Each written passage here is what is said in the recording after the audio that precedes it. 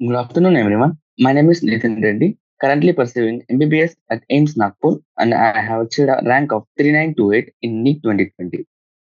నిన్న మనము last session లో cell the unit of life chapter లో ఎన్సీఆర్టీ ఎగ్జాంపుల్ ప్రాబ్లమ్స్ మనము డిస్కస్ చేసుకున్నాం.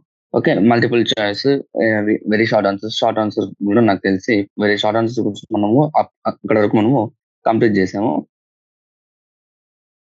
ఓకే, ఇంకా మిగిలిన long answer type questions and ఏమైనా ఎలా చదవాలి, ఎక్స్ట్రా పాయింట్స్ ఏమైనా ఉంటాయి అని లాస్ట్ లో డిస్కస్ చేసుకుందాం. Okay, first question, what structural and functional attributes must a cell have to be called a living cell? అంటే ఒక లివింగ్ సెల్ కి a structural and functional attributes అనేది ఉండాలి, సో దట్ మనం దాన్ని లివింగ్ సెల్ అని మనము అంటామని అనేసి క్వశ్చన్ అనమాట. ఓకే, ఫస్ట్ ఆఫ్ ఆల్ నీకేమే ఉండాలి, ఒక సెల్ అన్నాక మేము కంపల్సరీ సెల్ మెంబ్రేన్ అనేది కంపల్సరీ ఉండాలి. ఓకే, సెల్ మెంబ్రేన్ అనేది కంపల్సరీ ఉండాలి. ఇన్సైడ్ మళ్ళీ ఈ సెల్ మెంబ్రేన్ లోపల inside of this dense nucleus అనేది ఉండాలి. మళ్ళీ ఈ న్యూక్లియస్ లో నీ క్రోమోజోమ్స్, ఈ క్రోమోజోమ్స్ లోపల నీకు ఇన్సైడ్ అంటే లోపల అంటే సెల్ మెంబ్రేన్ ఉండాలి. ఫస్ట్ ఆఫ్ ఆల్ ఆ సెల్ మెంబ్రేన్ లోపల నీకు డెన్స్ న్యూక్లియస్ అనేది ఉండాలి. ఆ nucleus should contain the chromosomes which in turn contains the DNA which is genetic material in the most of the living cells. Okay, so ఇవి minimum basic things అనేవి ఉండాలన్నమాట. Okay, next for example ఈ nucleus ఉంది కదా, ఈ nucleus చుట్టూ నీకు nuclear membrane అనేది ఉంటే కదా, okay, if it contains nuclear membrane then దాన్ని మనము యూకారియోటిక్ సెల్ అనేసి అంటాం అనమాట. ఫర్ ఎగ్జాంపుల్ ఆ న్యూక్లియస్ చుట్టూ నీకు న్యూక్లియర్ మెంబ్రేన్ అనేది లేదనుకోండి, దాన్ని మనం ప్రొకారియోట్స్ అంటాం. Prokaryotes if nuclear membrane absent అయితే దాన్ని ప్రొకారియోట్స్ అనేసి అంటాం అనమాట. ఓకే, కానీ ఈ యూకారియోట్స్ ప్రొకారియోట్స్ రెండిట్లోనూ నీకు సైటోప్లాజం అనేది ఉంటదన్నమాట. Both eukaryotes and prokaryotes have cytoplasm.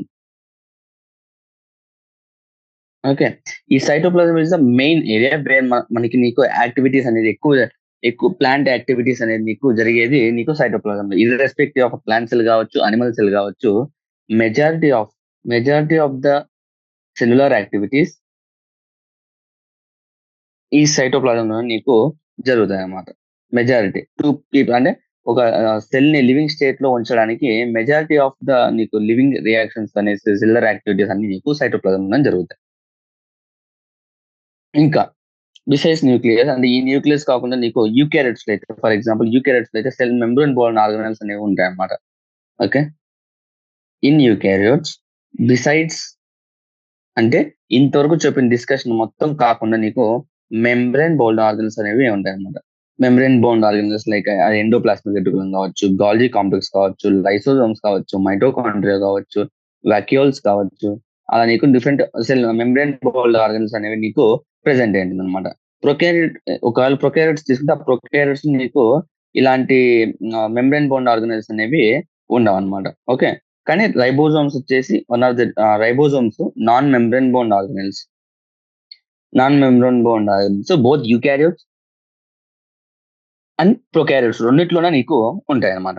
Okay, ఇంతవరకు మనకు ఒక సెల్ ని లివింగ్ సెల్ అనడానికి ఏమేమి ఉండాలంటే, ఫస్ట్ ఆఫ్ ఆల్ దానికి ఆ సెల్ చుట్టూ నీకు సెల్ మెంబ్రేన్ ఉండాలి. ఆ సెల్ మెంబ్రేన్ లోపల నీకు nucleus which contains the chromosome and genetic material అనేది ఉండాలన్నమాట.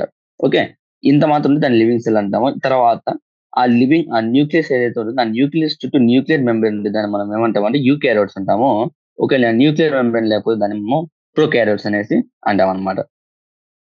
ఓకే, రెండు యూకారియోట్స్ అండ్ ప్రొకారియోట్స్ రెండిట్లో నీకు సైటోప్లాజం అనేది ఉంటుంది అనమాట. ఓకే, ఈ సైటోప్లాజం అనేది main area for the cellular activities. అంటే ఈ యాక్టివిటీస్ అన్ని జరగడం వల్ల సైటోప్లాజం లో ఒక సెల్ అనేది లివింగ్ స్టేట్ లో అనేది ఉంటుంది అనమాట. ఓకే.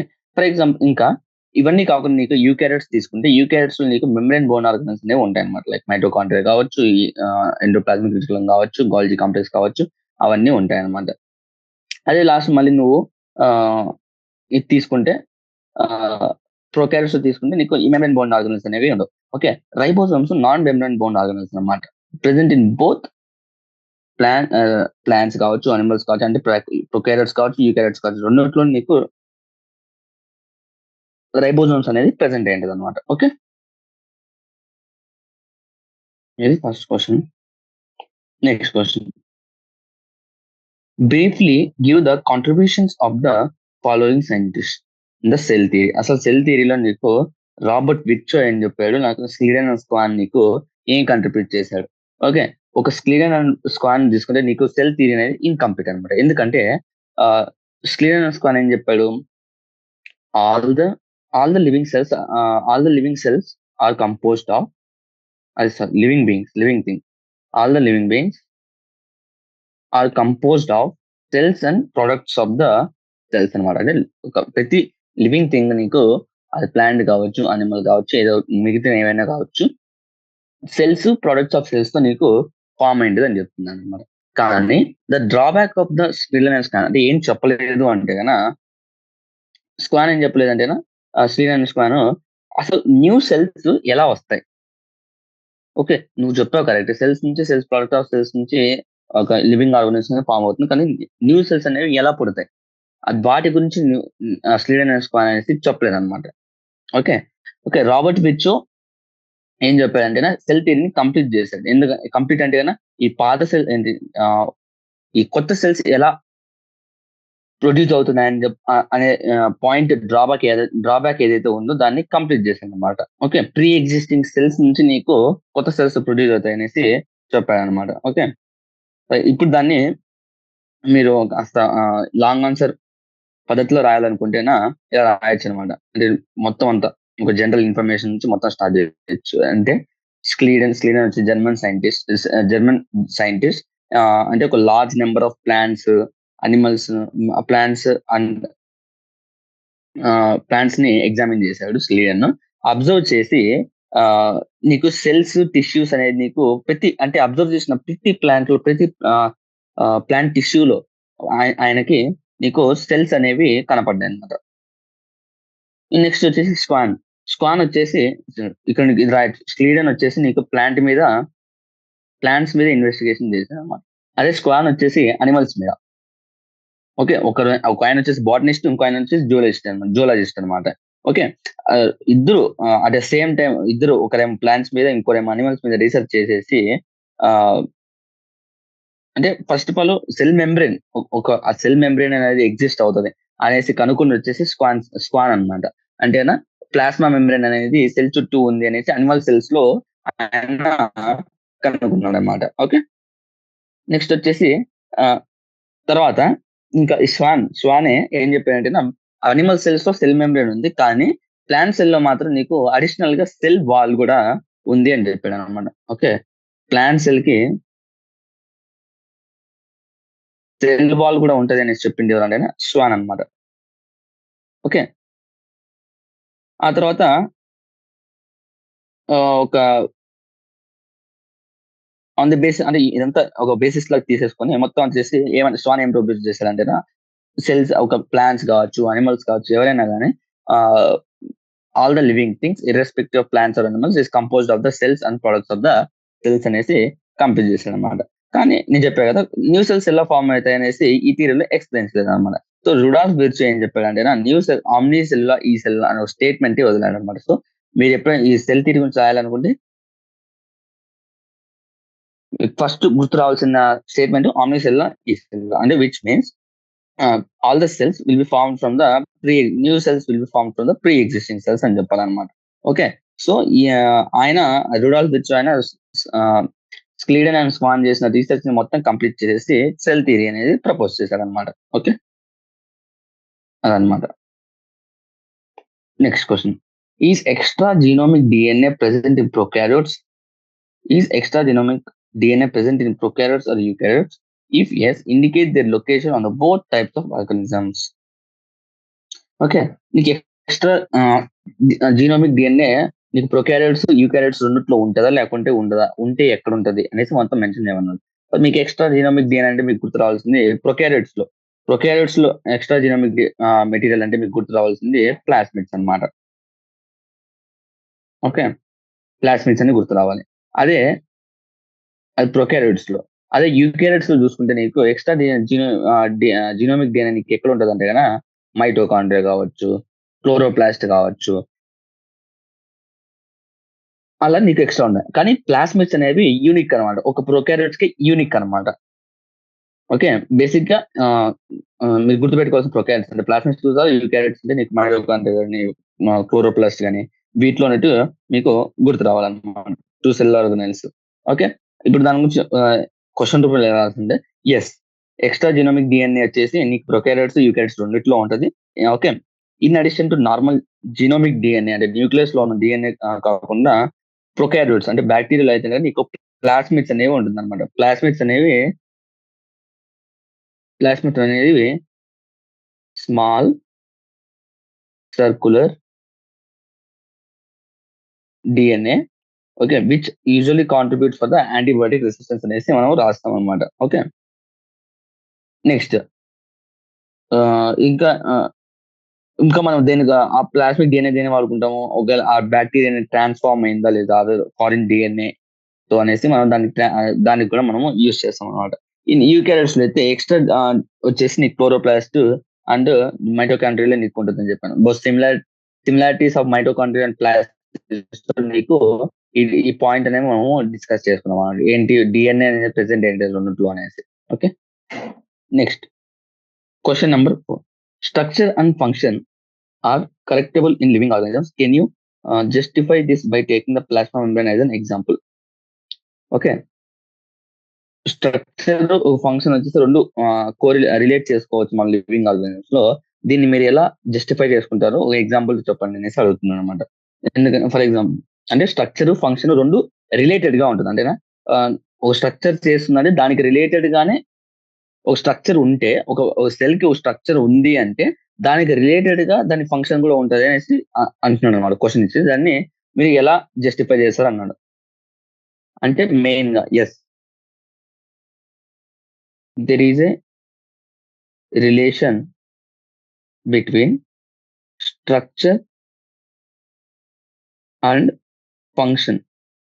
ఫర్ ఎగ్జాంపుల్ ఇప్పుడు తీసుకోండి, ఆర్బిసిస్ తీసుకోండి. ఆర్బిసి తీసుకుంటే రౌండ్ అండ్ బైకాన్కేవ్ అనమాట. రౌండ్ బైకాన్కేవ్ అలా ఉండడం వల్ల, దాని స్ట్రక్చర్ అలా మార్చుకోవడం వల్ల ఆ ఆర్బిసికి అనేది ఎక్కువ ఆక్సిజన్ ని అక్యుములేట్ చేసుకునే కెపాసిటీ అనేది వస్తుంది అనమాట, సర్ఫేస్ ఏరియా ఇంక్రీజ్ అయ్యి. ఓకే, సో అలా అంటే ఇప్పుడు స్ట్రక్చర్ ఫంక్షన్ అంటే స్ట్రక్చర్ ఇప్పుడు ఫంక్షన్ బట్టి స్ట్రక్చర్ మార్చుకుంది కదా, అంటే ఫంక్షన్ అంటే ఎక్కువ ఆక్సిజన్ ని క్యారీ చేయాలి. సో ఎక్కువ ఆక్సిజన్ క్యారీ చేయాలంటే ఒక ఆర్బిసి ఏ షేప్ తీసుకుంటే ఎక్కువ సర్ఫేస్ ఏరియా ఉంటుంది అంటే రౌండ్ బైకాన్కేవ్ ఉంటేనా అది ఎక్కువ సర్ఫేస్ ఏరియా తీసుకుని ఎక్కువ ఆక్సిజన్ అది బాడీ నీడ్స్ కి సప్లై చేయొచ్చు. సో అదో ఎగ్జాంపుల్. డబ్ల్యూబీసీఎస్ చూసుకుంటే అమీబాయిడ్ ఉంటుంది అనమాట, అమీబాయిడ్ షేప్ లో ఉంటుంది. ఎందుకంటే ఫాగోసైటిస్ అండ్ డయాబెటిస్ అంటే చంపేసిందని ఎంగల్స్ చేసుకోవడం అనమాట. ఓకే, అందుకోసం డబ్ల్యూబీసీ సెల్స్ ఇర్రెగ్యులర్ షేప్ లో ఉంటాయి. నెక్స్ట్ ప్రోటీన్స్ ఉపయోగపడుతుంది అనమాట.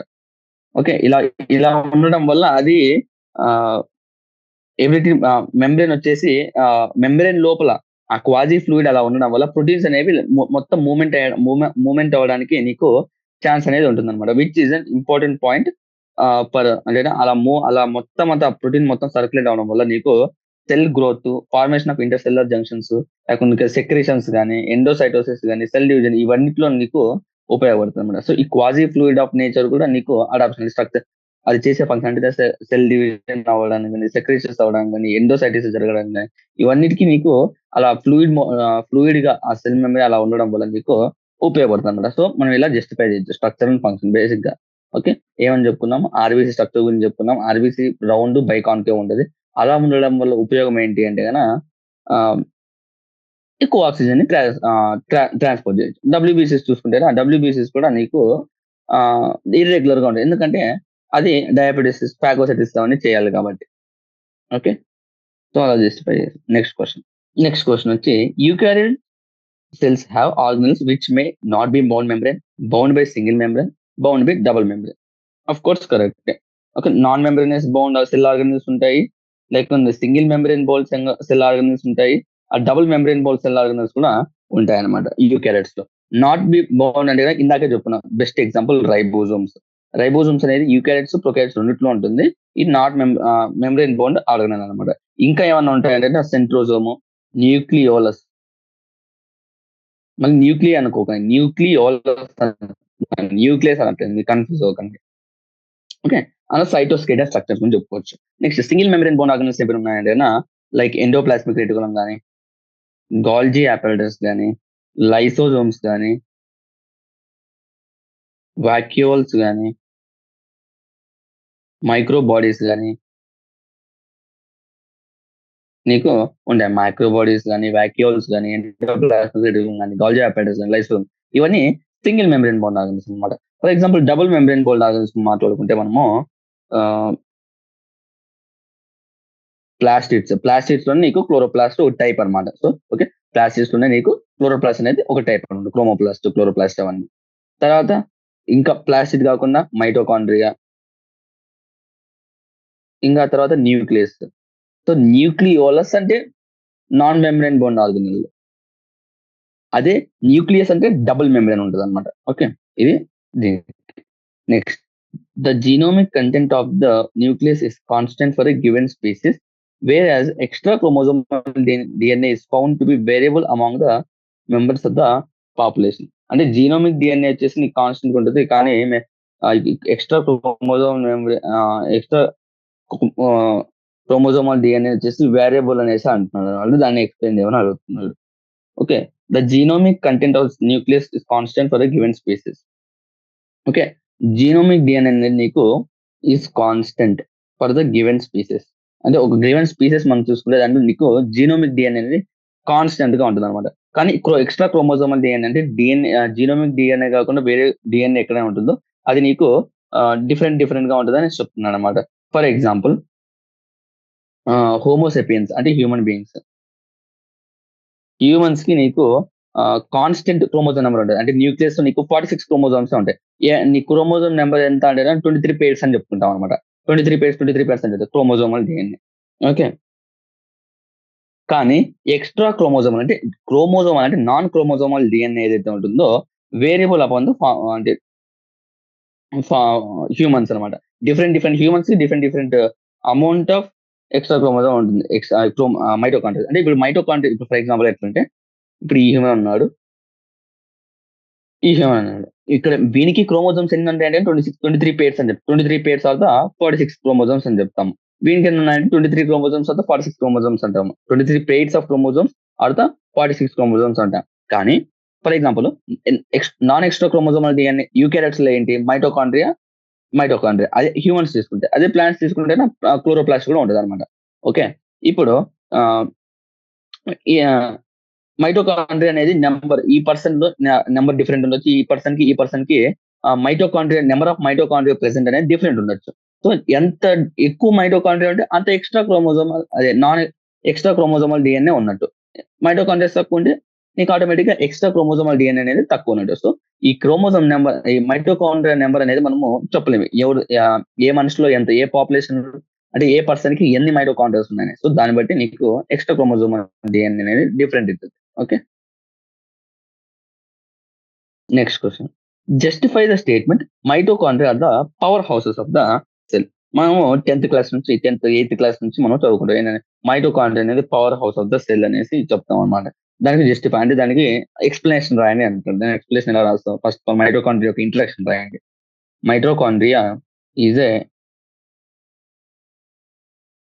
Double membrane structure. ఒకటేమో అవుటర్ మెంబ్రేన్, డబుల్ మెంబ్రేన్ ఉంటుంది కాబట్టి ఒకటి outer, that is outer and the inner అనమాట. Outer and the inner membrane అనమాట. ఓకే, ఈ ఇన్నర్ మెంబ్రేన్ ఏం చేస్తుందంటే, ఇన్నర్ మెంబ్రేన్ చేసి ల్యూమెన్ ని అంటే ఈ 2 మెంబ్రేన్స్ ఇలా ఉండడం వల్ల ల్యూమెన్ ని లోపల ఉన్న మైటోకాండ్రియా లోపల ఉన్న స్పేస్ ని 2 ఆక్వస్ కంపార్ట్మెంట్స్ గా అంటే డివైడ్ చేస్తుంది అనమాట. Outer compartment and the inner compartment. Inner compartment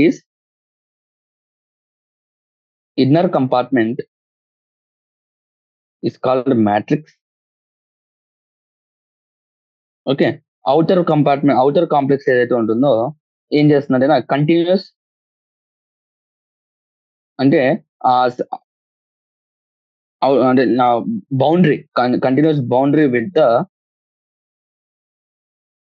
the mitochondria ఇది చేస్తుంది అనమాట. ఓకే. ద ఇన్నర్ మెంబ్రేన్ లో నీకు ఇలా డిఫరెంట్ ఒకటి ఔటర్ మెంబ్రేన్ ఇంకోటి ఇన్నర్ మెంబ్రేన్ ఇలా ఉంటుంది అనమాట. అంటే రఫ్ డయాగ్రామ్ చూసుకుంటే నీకు ఇన్నర్ మెంబ్రేన్ ఇలా వేవ్ స్ట్రక్చర్ లో ఉంటుంది అనమాట. దాన్ని మనం ఏమంటాం అంటే క్రిస్టా అంటాం. ఓకే. క్రిస్టా అంటాం. ఈ ఫోల్డింగ్స్ ని ఇన్ఫోల్డింగ్స్ ఏవైతే ఉన్నాయో దానికి మనము క్రిస్టా అంటాం అనమాట. ఓకే. ఈ 2 మెంబ్రేన్స్ ఏ మెంబ్రేన్ కి ఆ మెంబ్రేన్ కి ఇండిపెండెంట్ గా నీకు కొన్ని ఎంజైమ్స్ అనేది కన్సిస్ట్ చేస్తాయి అనమాట. ఔటర్ మెంబ్రేన్ కి తగ్గ ఎంజైమ్స్ ఔటర్ మెంబ్రేన్ లో ఉంటాయి. ఇన్నర్ మెంబ్రేన్ లో ఉండేదేమో ఇన్నర్ మెంబ్రేన్ లో ఉంటాయి. ఓకే. ఇన్నర్ మెంబ్రేన్ ఎంజైమ్స్ ఏమో. ఓకే. ఈ మైటోకాండ్రియా అనేది ఏరోబిక్ రెస్పిరేషన్ కి సైట్ అనమాట. అంటే ఈ మైటోకాండ్రియా నీకు ఏరోబిక్ రెస్పిరేషన్ అనేది జరుగుతుంది అనమాట. అంటే ఈ ఏరోబిక్ రెస్పిరేషన్ జరగడం వల్ల మైటోకాండ్రియాలో జరగడం వల్ల నీకు ఏటీపీ అనేది ప్రొడ్యూస్ అవుతుంది అనమాట. ఏటీపీ ప్రొడ్యూస్ అవడం వల్ల దాన్ని మనం పవర్ హౌస్ ఆఫ్ సెల్ అంటాం. ఏం చెప్తున్నాం? మైటోకాండ్రియా డబుల్ మెంబ్రేన్ స్ట్రక్చర్ అని చెప్తున్నాం. Double membrane structure outer membrane inner membrane అనేసి విచ్ డివైడ్స్ ఈ ఔటర్ మెంబ్రేన్ ఇన్నర్ మెంబ్రేన్ ఇలా ఉండడం వల్ల which divides the total compartment aqueous compartment in the cell organise into outer and inner. Inner ఏమైతే ఇన్ఫోల్డింగ్స్ form చేసి crystal లాగా form చేస్తున్నాయి. ఇన్ఫోల్డింగ్స్ ఏవైతే ఉంటాయో అని క్రిస్టా అంటాం. ఔటర్ ఏమో నీకు బౌండరీ ఒక మైటోకాండ్రియా యొక్క బౌండరీ అనేది చేస్తుంది అనమాట. So outer membrane inner membrane ఈ 2 మెంబ్రేన్స్ ఏం చేస్తాయంటే వేడికి వాటి ఇండిపెండెంట్ గా నీకు ఎంజైమ్స్ అనేది ఉంటాయి అనమాట. Outer membrane enzymes outer membrane లో ఉంటాయి. Inner membrane enzymes inner membrane ఉంటాయి అనమాట. ఈ రెండు ఇలా ఎంజైమ్స్ ఏవైతే ఉన్నాయో ఏరోబిక్ రెస్పిరేషన్ లో ఉపయోగపడతాయి. ఏరోబిక్ రెస్పిరేషన్ చేసి ఆ రెస్పిరేషన్ జరిగాక నీకు ఏటీపీ అనేది ప్రొడ్యూస్ అవుతుంది అనమాట. ఆ ఏటీపీ ఏదైతే ఉందో మనం ఎనర్జీగా యూజ్ చేసుకుంటాం. సో అందుకోసం దాన్ని మనం మైటోకాండ్రియాని power houses of the cell అనేసి అంటున్నాం అనమాట. Okay. Next question. Is there a species specific or region specific type of plastid? How does one distinguish from the other? Okay. అంటే స్పీషీస్ ఒక ప్లాంట్ కి ఈ ప్లాస్టిడ్స్ ఉంటాయి. ఇలాంటి ప్లాస్టిడ్ ఇంకో రీజన్ లో ఇంకొక టైప్ ఆఫ్ ప్లాంట్స్ కి ఇంకొక టైప్ ఆఫ్ ప్లాస్టిడ్స్ అలా ఏమన్నా ఉంటాయా? ఉంటే ఎలా అంటే ఆబ్వియస్ గా ఉంటాయి అన్నమాట. ఎస్. ప్లాస్టిడ్స్ వచ్చేసి నీకు species specific and region specific అనేవి ఉంటాయన్నమాట. సో ఇవి ఎలా మనం అబ్జర్వ్ చేయొచ్చు అంటే ఒక క్రోమోజోమ్స్ మైక్రోస్కోప్ లో మనం అబ్జర్వ్ చేయొచ్చు. ఎందుకంటే క్లోరోప్లాస్ట్ అనేది some big organ when compare to other organs. Chloroplast వచ్చేసి పెద్ద ఆర్గన్ కాబట్టి నువ్వు మైక్రోస్కోప్ లో చూస్తే ఈజీగా అర్థమవుతుంది అనమాట. అంటే డిఫరెంట్ పిగ్మెంట్స్ అనేవి ఉంటుంది అనమాట. డిఫరెంట్ ఏరియాస్ అంటే రీజన్ స్పెసిఫిక్ అంటున్నాం కాబట్టి ఒక రీజన్ ఇంకో రీజన్ ఎలా డిఫరెన్స్ అవుతాయంటే డిఫరెంట్ పిగ్మెంట్స్ అనేవి దాంట్లో ఉంటుంది అనమాట. ఓకే. కలర్ అనేది. Okay. Based on type of pigments అంటే ఆ పిగ్మెంట్స్ ప్రెసెంట్ అయ్యడం బట్టి బేస్డ్ ఆఫ్ అంటే ఈ మైక్రోస్కోప్ లో చూసినప్పుడు నీకు డిఫరెంట్ కలర్స్ ఉంటాయి. ఎందుకంటే డిఫరెంట్ పిగ్మెంట్స్ ఉంటాయి కాబట్టి ఆ పర్టికులర్ ప్లాస్టిడ్ లో. సో దానికి అంటే అలా దాన్ని బేస్ చేసుకో మనకి క్లోరోప్లాస్ట్, క్రోమోప్లాస్ట్, ల్యూకోప్లాస్ట్ ఇలా 3 టైప్ ఆఫ్ ప్లాస్టిక్స్ అనేవి ఉంటాయి అనమాట. విచ్ ఇస్ రెస్పాన్సిబుల్ అంటే ఒక్కొక్క టైప్ ఆఫ్ ప్లాస్టిక్ ఏదైతుందో లైట్ ని అబ్జర్వ్ చేసుకొనేసి ట్రాపింగ్ ఆఫ్ లైట్. ఇంకా క్లోరోప్లాస్ట్ ఏదైనా ట్రాపింగ్ ఆఫ్ లైట్ అంటే లైట్ ని ట్రాప్ చేసేసి ఫోటోసింథసిస్ కి ఉపయోగపడుతుంది అనమాట. Photosynthesis by trapping light, sunlight. Okay. ఇప్పుడు ఫర్ ఎగ్జాంపుల్ నెక్స్ట్ క్రోమోప్లాస్ట్ ఒక ఫంక్షన్ తీసుకుంటే క్రోమోప్లాస్ట్ వచ్చేసి ఫ్యాట్ సాల్యుబుల్ కెరోటినాయిడ్ పిగ్మెంట్ అనమాట. carotenoid pigments like xanthin, carotene అనేవి దీంట్లో క్రోమోప్లాస్ట్ లో ఉంటాయి. ఫర్ ఎగ్జాంపుల్ ఇంకా క్రోమోప్లాస్ట్ అనేసి పేరులోనే నీకు క్రోమో అంటే కలర్, అంటే క్రోమో అంటేనే కలర్ కలర్ అనేసి అర్థం అనమాట. సో ఈ జాంతిన్, క్యారోటిన్స్ ఇలా ఉండడం వల్ల నీకేంటంటే ఎల్లో, ఆరెంజ్, రెడ్ అలా డిఫరెంట్ డిఫరెంట్ కలర్స్ అనేది ఇంపార్ట్ అవుద్ది అనమాట ప్లాంట్ కి. ఓకే, నెక్స్ట్ ల్యూకోప్లాస్ట్ తీసుకుంటే ల్యూకోప్లాస్ట్ ఆర్ ద కలర్లెస్ అనమాట. నీకు క్లోరోప్లాస్ట్ ఏమో గ్రీన్ కలర్ లో ఉంటుంది, క్రోమోప్లాస్ట్ ఏమో డిఫరెంట్ కలర్స్ లైక్ గ్రీన్, అంటుంది, yellow, orange, red different colours లో ఉంటుంది. అదే ల్యూకోప్లాస్ట్ తీసుకుంటే ల్యూకోప్లాస్ట్ అనేది కలర్లెస్ అనమాట. Okay, colourless and different different shapes లో ఉంటుంది అనమాట. డిఫరెంట్ షేప్స్ లో ఉంటుంది అనమాట. షేప్స్, సైజ్ లో ఉంటుంది అనమాట. యూజువల్ ఏంటంటే స్టోర్ న్యూట్రియన్స్. ఇంకా amyloplast stores the carbohydrates, example potato. ఇంకా ఇలియోప్లాస్ట్ వచ్చే stores oil. And whereas aleuroplast అంటే అలిరో లేయర్ అంటే ప్రోటీన్ లేయర్. అలిరోప్లాస్ట్ అంటే నీకు ప్రోటీన్స్ అనేది స్టోర్ అవుతుంది. సో ఇలా నీకు డిఫరెంట్ స్పీసీస్ స్పెసిఫిక్ అంటే చూడండి, అమిలోప్లాస్ట్ అంటే పొటాటోలో ఉంటుంది, ఎందుకంటే ఇది కార్బోహైడ్రేట్ స్టోర్ చేస్తుంది. అదే ఆయిల్ స్టోరింగ్ అనుకో, ఆయిల్ స్టోరింగ్ ప్లాంట్స్ లో నీకు ఎలియోప్లాస్ట్ ఉంటాయి. అదే ఇంకా ప్రోటీనేషియస్ ప్లాంట్స్ మీద నీకు ఎలిరోప్లాస్ట్ ఉంటాయి. Different species specific, region specific గా నీకు కనపడింది అనమాట. Okay, next question. What are the functions of centromere, cell wall, smooth endoplasmic reticulum, Golgi apparatus, centriole? నీకు సెంట్రోజోమ్ ఏం చేస్తుంది, సెంట్రోమియర్ ఏం చేస్తుంది? సెంట్రోమియర్ ఎవ్రీ క్రోమోజోమ్ లో నీకు ప్రైమరీ కన్స్ట్రిక్షన్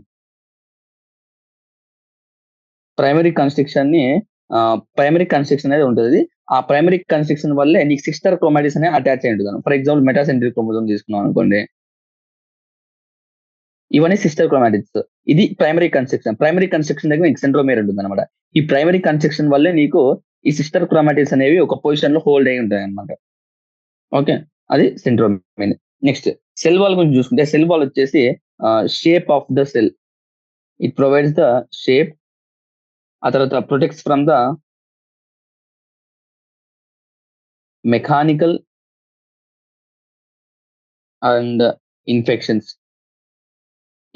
నుంచి, డ్యామేజ్ నుంచి ఉంటుంది అనమాట. Next cell to cell interaction provide చేస్తుంది. బ్యారియర్ టు అంటే అన్డిజైరబుల్ మాలిక్యూల్స్ ఏమైనా వస్తుంది దాన్ని ఆపేస్తుంది అనమాట. ఇంకా బ్యారియర్ గా వర్క్ చేస్తుంది, నీ ప్రొటెక్ట్ చేస్తుంది. మెకానికల్ అన్ని ఇన్ఫెక్షన్ సపోర్ట్ చేస్తుంది. షేప్ అనేది ఇస్తుంది. అలా సెల్ వాల్ అనేది దాన్ని ఫంక్షన్ ని చూపిస్తుంది అనమాట. నెక్స్ట్ స్మూత్ ఎండోప్లాస్మిక్ రెటిక్యులం లో నీకు 2 టైప్స్ ఆఫ్ ఉంటాయి అనమాట. Rough endoplasmic reticulum, smooth endoplasmic reticulum. Rough endoplasmic reticulum contains the ribosomes which helps in the ribosome synthesis అన్నమాట. ప్రోటీన్ సింథసిస్ అన్నమాట. అదే స్మూత్ ఎండోప్లాస్మిక్ రెటిక్యులం తీసుకుంటే నీకు ఒకవేళ ప్లాంట్స్ లో అయితే lipid synthesis,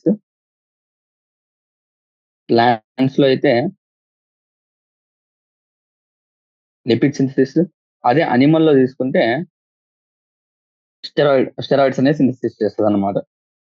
okay, next గాల్జీ apparatus ఏం చేస్తుందంటే ఇంపార్టెంట్ అంటే glycosylation of the proteins of the lipids అనమాట. Glycosylation of lipids and proteins. Lipids అయితే గ్లైకోలిపిడ్స్ అంటాము, అదే ప్రోటీన్స్ అంటే గ్లైకోప్రోటీన్స్ అనేసి ఫామ్ చేస్తారు అనమాట. Which is important in the cell division అంటే చాలా ఇంపార్టెంట్ రోల్ ఫామ్ చేస్తుంది. నెక్స్ట్ సెంట్రియోల్స్ అనేది basal body of the centrioles అనేది basal body of the flagella or cilia కానీ ఫ్లాజిల్లా కానీ ఒక బేస్ బాడీ ఉంటుంది కదా, దాన్ని బేసల్ బాడీ ఏదైతే ఉంటుందో అది సెంట్రియోల్ అనమాట. ఓకే, ఇంకా లైక్ సెంట్రియోల్స్ అనేది basal body of the cilia and flagella కదా. అండ్ ఈ స్పిండిల్ ఫైబర్స్ ఉంటాం కదా, spindle fiber that give rise to the spindle apparatus.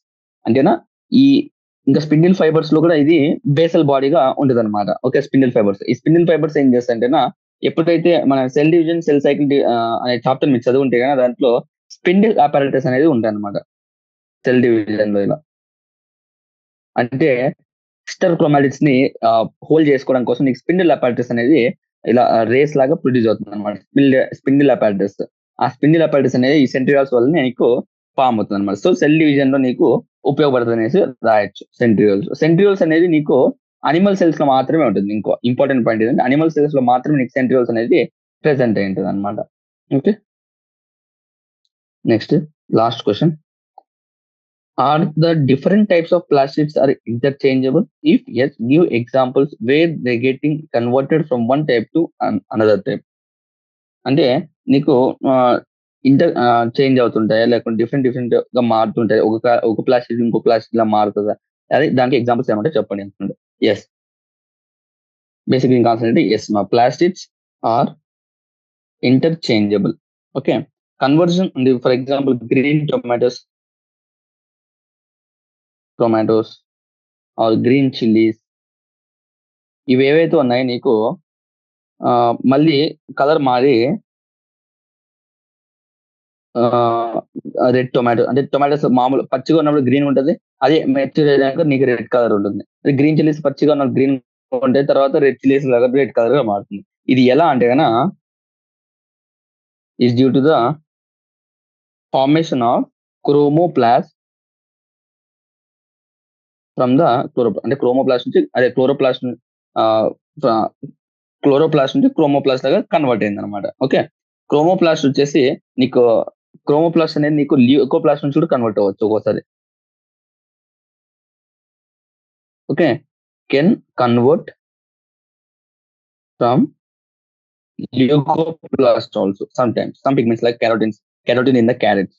Okay, ఇవన్నీ ఇలా అవుతుంటాయి అనమాట. సో ఇది cell the unit of life లో ఉన్న ఎగ్జాంపుల్ ప్రాబ్లమ్స్. ఒకసారి జస్ట్ బేసిక్ గా చూసుకున్నా ఏం డిస్కస్ చేస్తాం. What are the cell structure and function which attribute the living. అంటే మనకి సెల్ సైటోప్లాజం, సెల్ మెంబ్రేన్ ఉండాలి, సెల్ మెంబ్రేన్ న్యూక్లియస్ ఉండాలి, న్యూక్లియస్ డిఎన్ఏ జెనెటిక్ మెటీరియల్ ఉండాలి. ఇది మెయిన్ గా ఉండాలన్నమాట. తర్వాత ఈ మెంబ్రేన్ లోపల నీకు సైటోప్లాజం ఉండాలి. సైటోప్లాజం లో నీకు మెయిన్ రియాక్షన్స్ అనేసి సైటోప్లాజం లో జరుగుతాయి అనేసి చెప్పుకున్నాం అనమాట. ఓకే, తర్వాత యూకారియోట్స్ కి ప్రొకారియోట్స్ కి డిఫరెన్స్. ప్రొకారియోట్స్ లో అయితే నీకు ఎలా ఉంటుంది, యూకారియోట్స్ లో అయితే ఎలా ఉంటుంది. యూకారియోట్స్ లో membrane bound organelles, nuclear membrane ఉంటుంది. దాంట్లో ప్రొకారియోట్స్ లో ఉండదని చెప్పాం. తర్వాత briefly Sweden and Schwann independent గా, స్వీడన్ వచ్చేసి ప్లాంట్స్ మీద, స్క్వాన్ వచ్చేసి అనిమల్స్ మీద రీసెర్చ్ చేసి స్క్వాన్ దాని ప్లాస్మా మెంబ్రేన్ కూడా ఉంటుంది అనేసి కనుక్కున్నాడు. ప్లాంట్ సెల్ వాల్ కూడా ఉంటుంది అనేసి కనుక్కున్నాడు అనమాట. ఓకే, ఆ తర్వాత all the living organism made up of the pre existing cells అని చెప్పాడు. తర్వాత దాన్ని కంప్లీట్ చేసింది అంటే ప్రీ ఎగ్జిస్టింగ్ సెల్స్ అంటే living products of cells. Robert which అని చెప్పాడంటే దాన్ని కంప్లీట్ చేశాడు అనమాట. లివింగ్ సెల్స్ ఎలా వస్తాయి కూడా చెప్పాడు అనమాట. ఎక్స్ట్రా డిఎన్ఏ ప్రొకారియోట్స్ అయితే ప్లాస్మిడ్స్, యూకారియోట్స్ అయితే mitochondria and plastids. Structure and function like RBC structure, దాని ఫంక్షన్ ఆక్సిజన్ సప్లై చేయడం కాబట్టి దానికి మాక్సిమం ఆక్సిజన్ క్యారింగ్ కెపాసిటీలో ఉండేలాగా దాని స్ట్రక్చర్ ని మాడిఫై చేసుకున్నాను అనమాట. యూకారియోట్ సెల్స్ లో both non membrane, single membrane, double membrane ఉంటుంది. అదేంటి అనేసి మనం డిస్కస్ చేసుకున్నాం. తర్వాత group of various sub cell అదే దీనిదే answer. Next genomic content of the nucleus is constant for అంటే జీనోమిక్ డిఎన్ఏ కాన్స్టెంట్ ఉంటుంది, కానీ ఎక్స్ట్రా క్రోమోజోమల్ డిఎన్ఏ ఏదైతే ఉంటుందో ఒక్కో దగ్గర ఒక్కోలా ఉంటుంది అని చెప్పాను. అంటే ఎన్ని మైటోకాండ్రియా ఉంటుందో నీకు తెలియదు అనమాట. ఓకే, ఫర్ ఎగ్జాంపుల్ నెక్స్ట్ వచ్చేసి జీనోమిక్ కంటెంట్ అది నెక్స్ట్ వచ్చి mitochondria the power houses of the cell. Power houses of cell అని ఎందుకు అంటున్నామంటే మైటోకాండ్రియా నీకు ఏరోబిక్ రెస్పిరేషన్ జరిగి నీకు ఏటీపీ అనేది ప్రొడ్యూస్ అవుతుంది కాబట్టి దాన్ని మనం పవర్ హౌస్ ఆఫ్ సెల్ అంటాం. నెక్స్ట్ ఈ species specific region specific plastics ఏమన్నా ఉంటాయా అంటే ఉంటాయి. స్పీసీస్ అంటే ఇప్పుడు ఆరెంజ్ కలర్, రెడ్ కలర్ ఇలా ఉండడం కారణం అంటే టొమాటోస్, గ్రీన్ చిల్లీస్ ఇందాక చెప్పుకున్నాం. దానికి కారణం ఏంటంటే క్రోమోప్లాస్ట్ అనమాట. సో క్రోమోప్లాస్ట్, క్లోరోప్లాస్ట్, ల్యూకోప్లాస్ట్ ఇవన్నీ టైప్స్ ఆఫ్ ద ప్లాస్టిక్స్ అనమాట. Centromere function, cellular function, smooth endoplasmic function, లాల్జీ ఆపరేటర్స్ అని చెప్పుకున్నాం. తర్వాత all the different types of plastics are interchangeable అంటే గ్రీన్ చిల్లీస్ రెడ్ చిల్లీస్ గా మారడం, గ్రీన్ చిల్లీస్ రెడ్ చిల్లీస్ గా మారడం, గ్రీన్ టొమాటోస్ రెడ్ టొమాటోస్ గా మారడం, ఇవన్నీ ఎందుకు జరుగుతుందంటే నీకు కన్వర్షన్ ఆఫ్ ద ఒక క్లోరోప్లాస్ట్ అంటే ఒక ప్లాస్టిక్ ఇంకో ప్లాస్టిక్ గా కన్వర్ట్ అవడం అనమాట. ఓకే, నెక్స్ట్ వచ్చేసి నీకు నిన్న మామూలుగా జైంట్ క్రోమోజోమ్స్ గురించి ఇన్ఫర్మేషన్ అనేసి చెప్పాను. సో మీ జైంట్ క్రోమోజోమ్స్ వచ్చేసి అంటే బేసిక్ గా అవి సెల్ డివిజన్ టైప్ లో డివైడ్ అవ్వంటారు. మామూలుగా మనకి సెగ్రిగేషన్ అనేది జరుగుతుంది అంతే కదా, సెల్ డివిజన్ మైటోసిస్ కానీ మియోసిస్ కానీ నీకు సెగ్రిగేషన్ ఆఫ్ జెనెటిక్ మెటీరియల్ అనేది రెండు సెల్స్ కి ఈక్వల్ గా జరుగుతుంది. ఎప్పుడైతే ఈ సెల్ డివిజన్ జరగదో అది నీకు జైంట్ క్రోమోజోమ్స్ గా మారుతుంది అనమాట. అంటే ఒకే సెల్ అక్యుములేట్ అయిపోయి నీకు జైంట్ క్రోమోజోమ్ గా మారుతుంది. ఆ జైంట్ క్రోమోజోమ్ లో 2 టైప్స్, ఒకటి లాంబ్రెస్ క్రోమోజోమ్, ఇంకోటి ఏమో పాలిటిన్ క్రోమోజోమ్స్ అనమాట. ఈ పాలిటిన్ క్రోమోజోమ్ నీకు దేంట్లో ఉంటుంది, డ్రోసోఫిలా ఎస్టర్ కానీ ఈ సలైవరీ గ్లాండ్స్ లో కానీ అలా ఉంటది అనమాట. సో బేసిక్ గా ఈ క్వశ్చన్ ప్రీవియస్ పేపర్స్ చూసాను.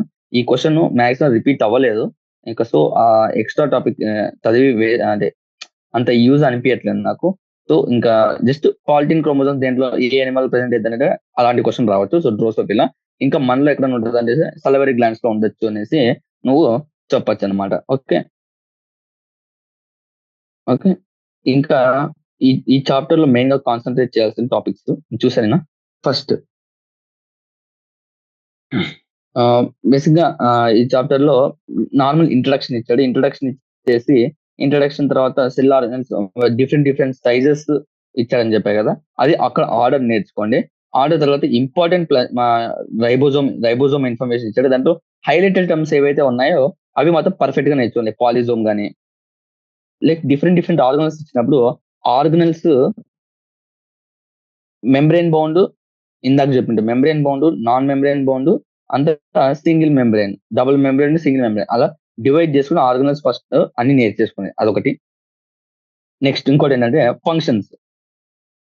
Functions of each organ. Okay, every organ functions ఒకసారి నేర్చుకోండి. అంటే ఈ ఆర్గన్ ఎంత ఫంక్షన్, ఈ ఆర్గన్ ఏం ఫంక్షన్ ఉపయోగపడుతుంది, ఆ ఆర్గన్ ఏం ఫంక్షన్ ఉపయోగపడుతుంది అనేసి. తర్వాత ప్లాస్మా మెంబ్రెయిన్ లో నీకు cell theory. First of all cell థియరీలో 3 సైంటిస్ట్ ఇంపార్టెంట్. ఏ సైంటిస్ట్ ఏ దాని మీద ఇంట్రెస్ట్, ఇప్పుడు స్క్వాన్ ఏమో జువాలజిస్ట్, స్లీడ్ ఏమో ప్లాంట్ బాటనిస్ట్ అనమాట. సో అది నేర్చుకోవాలి. తర్వాత సెల్ థియరీలో ఏమేమి స్టేట్మెంట్స్ ఉన్నాయి, ప్రపోజ్ చేస్తారు అది తెలుసుకోవాలి.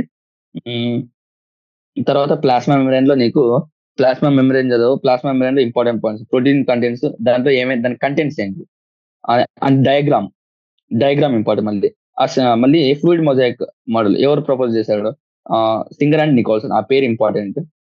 ఇంకా తర్వాత మళ్ళీ ప్లాస్మా మెంబ్రెయిన్ ఒక ఫంక్షన్స్, తర్వాత నెక్స్ట్ మైటోకాండ్రియా, గాల్జీ అపారటస్, ఎండోప్లాస్మిక్ రెటికులము, ఈ యొక్క స్ట్రక్చర్ ఎలా ఫామ్ అయ్యి దీంట్లో ఉన్న పార్ట్స్ ఇంపార్టెంట్. తర్వాత ఇవి ఎందుకు ఉపయోగపడతాయి, దీన్ని ఏమైనా సింథసిస్ చేస్తే అవి ఏంటివి, దాని ఉపయోగం.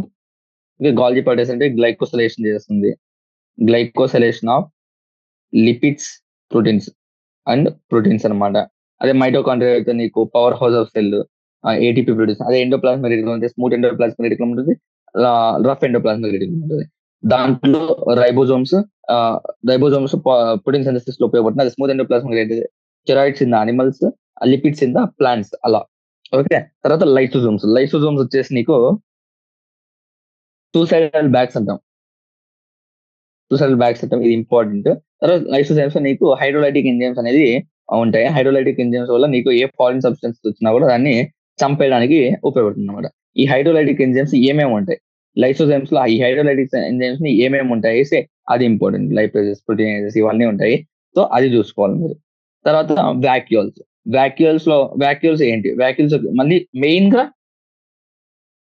ప్లాంట్ అండ్ అనిమల్ సెల్ యొక్క డిఫరెన్సెస్. ప్లాంట్ సెల్స్ లో సెల్ వాల్ ఉంటుంది, అనిమల్ సెల్ వాల్ ఉండదు. సెంట్రియోల్స్ అనిమల్ సెల్స్ లో ఉంటాయి, ప్లాంట్ సెల్స్ లో ఉండదు.